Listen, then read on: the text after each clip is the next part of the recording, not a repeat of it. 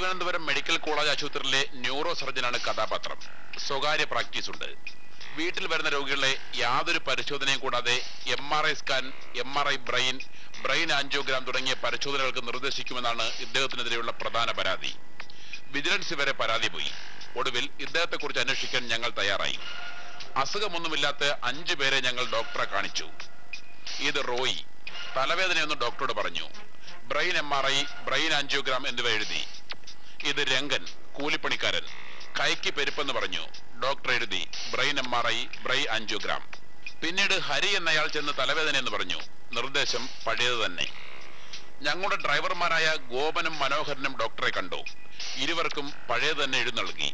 അപ്പൊ ഈ പരിശോധന ഇന്ന് ചെയ്യാനൊക്കെ പൈസയൊക്കെ ഉണ്ടോ? അതോ പിന്നെ വന്ന് എന്താ ഉദ്ദേശിക്കുന്നത് പറയും, അതനുസരിച്ച് പരിശോധന ഇന്ന് റിസൾട്ട് കിട്ടത്തില്ല. 1000 രൂപയോ 500 രൂപ അഡ്വാൻസ് അടയ്ക്കാനുണ്ടോ? എനിക്ക് തരാനല്ല, ഞാൻ അടച്ചാൽ ഫോട്ടോ ഒക്കെ എടുത്തിട്ട് ഇന്ന് പോകാം. നാളെ വന്നാൽ അല്ല, പൈസ അടയ്ക്കാം. ഇപ്പൊ കോസ്റ്റ്ലി ടെസ്റ്റാണ്. എത്ര രൂപ ഒരു ടെസ്റ്റിന്? 6500 രൂപയാണ്. അപ്പോൾ സ്കാനിന്റെ ഭാഗവും തലയുടെ ഭാഗം മാത്രം നോക്കണ്ട, തോട് മാത്രം നോക്കിയാൽ മതി. ഒരെണ്ണം ചെയ്താൽ മതി. രണ്ടും കൂടെ കണ്ടുപിടിക്കണമെങ്കിൽ രണ്ടും ചെയ്യണം.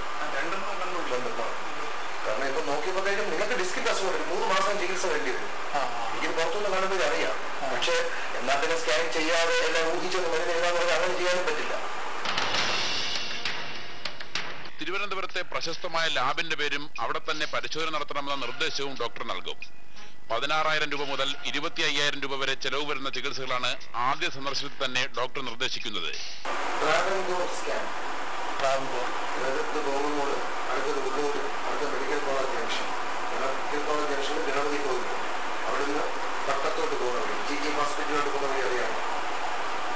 ആദ്യ 3 പേർ ഒരു ദിവസം അരമണിക്കൂറിനുള്ളിലും മറ്റു 2 പേർ 2ാം ദിവസവുമാണ് ഡോക്ടറെ കണ്ടത്. ഒരാളെ നിർദ്ദേശിക്കുമ്പോൾ 2,500 രൂപയാണ് ഡോക്ടർക്ക് കമ്മീഷൻ എന്ന് ഞങ്ങൾക്ക് മനസ്സിലാക്കാനായി. പുതുതായിട്ട് ഈ രംഗത്ത് ഇറങ്ങി വന്നിരിക്കുന്ന ചെറുപ്പക്കാരായ പല ഡോക്ടർമാർക്കും ഇതൊരു വലിയ പ്രലോഭനമാണ്. കാരണം ഒരു സ്കാന് നമ്മൾ ആവശ്യപ്പെടുകയും ആവശ്യമില്ലെങ്കിലും അത് എഴുതി കൊടുക്കുമ്പോൾ 2,500 രൂപ പിറ്റേ ദിവസം തന്നെ വീട്ടിലെത്തുക എന്ന് പറയുമ്പോൾ ഒരു രോഗി 250 രൂപ പരമാവധി കൊടുക്കും. ആ രോഗിക്ക് എഴുതി കൊടുത്ത പരിശോധനയുടെ കിക്ക് ബാക്ക് എന്ന് നമ്മൾ ഇംഗ്ലീഷിൽ പറയുന്ന അതിന് കിട്ടിയ ശമ്പളം 2 ഇരട്ടി, അതിൻ്റെ 10 ഇരട്ടി 2,500. ഈ പ്രലോഭനത്തിന് വശംവദരായിട്ട് ഈ സ്കാൻ കമ്പനികൾ വളരെയധികം ആവശ്യമില്ലാത്ത സ്കാനുകൾ ചെയ്യുന്നുണ്ട് എന്ന കാര്യത്തിൽ സംശയമേ ഇല്ല. ചെലവേറിയ പരിശോധനകൾ നിർദ്ദേശിക്കുന്നത് കൂടാതെ പലർക്കും ഗുരുതരമായ അസുഖമുണ്ടെന്നും അസുഖത്തിന്റെ തുടക്കമാണെന്നുമൊക്കെ ഈ ഡോക്ടർ പറയും.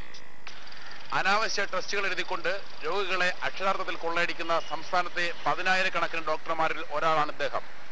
ധാർമ്മികതയെല്ലാം കാറ്റിൽ പറത്തി ഇത്തരക്കാർ ലക്ഷക്കണക്കിന് രൂപ സമ്പാദിക്കുമ്പോൾ നമ്മുടെ നിയമ സംവിധാനങ്ങൾക്കോ അധികാരികൾക്കോ ഇവരെ ഒന്നും ചെയ്യാനാകുന്നില്ല. ക്യാമറമാൻമാരായ അജിയം നുഹു, ടൈറ്റസ് എസ് കുമാർ എന്നിവർക്കൊപ്പം തിരുവനന്തപുരത്ത് നിന്നും അജയഘോഷ്, ഏഷ്യാനെറ്റ് ന്യൂസ്.